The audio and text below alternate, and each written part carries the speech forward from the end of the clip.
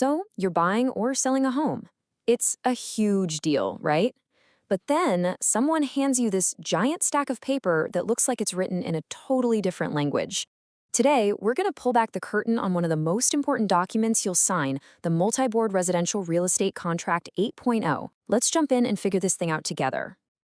Yeah, when you see phrases like covenant of good faith and fair dealing, your eyes just kind of glaze over, don't they? If you're doing this for the first time, this dense legal stuff can feel like a massive wall. But I promise it's not nearly as scary as it looks once you know what to look for. Think of this as your personal roadmap. We're just going to walk through the big sections, one step at a time. Look, the goal isn't to turn you into a real estate lawyer. It's to give you the confidence to understand what's happening on this journey you're about to take.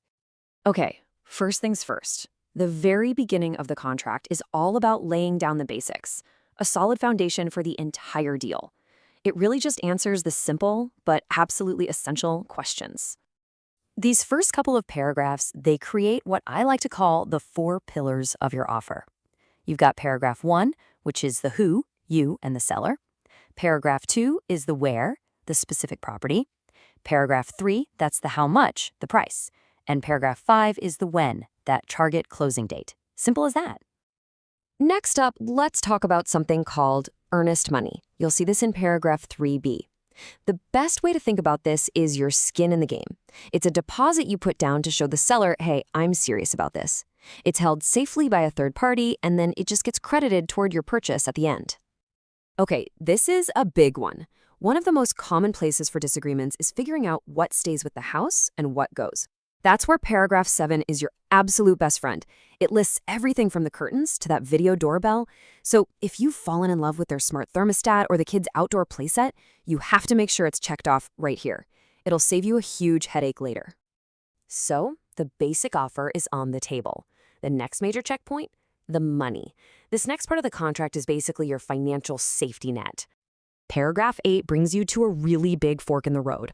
Are you getting a loan or are you paying cash? If you go with 8A, the whole deal is contingent on your loan getting approved. This is your out. If the bank says no, you can walk away.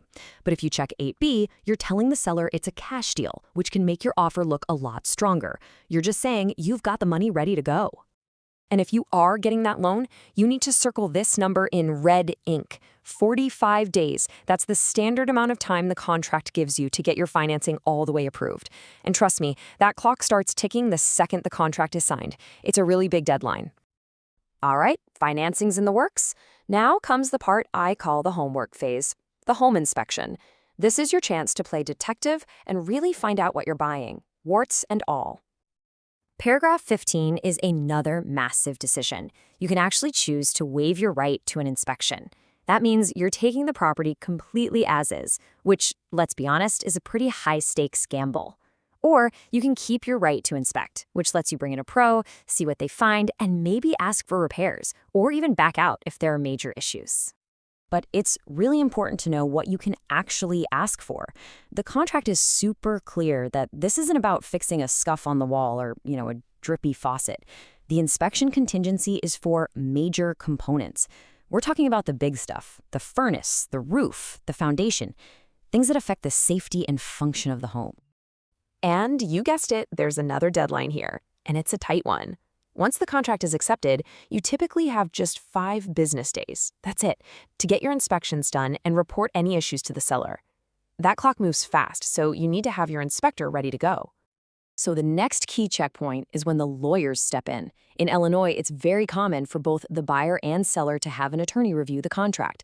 This is a super important safety net where your legal expert can protect you and help tweak the deal.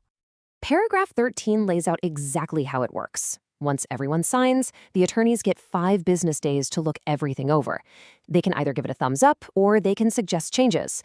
If they do propose changes, a new 10-day clock starts for everyone to negotiate. And if you can't agree in that time, either side can choose to walk away. Now, here's the crucial part. This whole protection is a use it or lose it deal. If your attorney doesn't send an official letter with changes within that 5-day window, poof, the protection is gone and the contract is set in stone as is. So staying in close touch with your attorney is key right here. You did it. You've navigated the hurdles, you've made it through the tough parts. We are now officially at the finish line, closing. This last section is all about the final math and getting to that moment you've been dreaming of.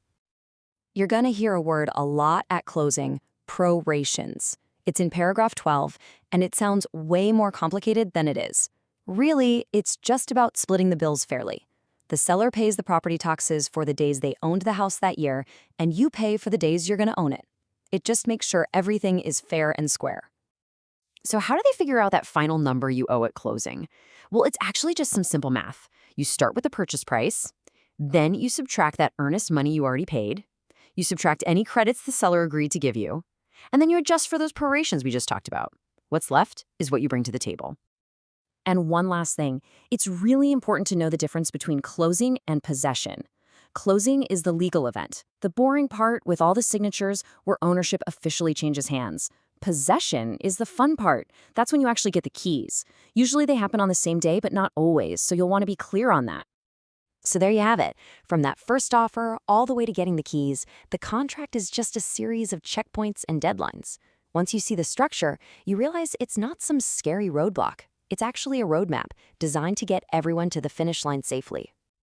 By knowing what's actually in this thing, you're empowered. You can ask smarter questions and make better decisions. So as you go forward, what's the one thing you're going to make sure to ask your agent or attorney about? Thinking about that right now will really set you up for a smooth ride.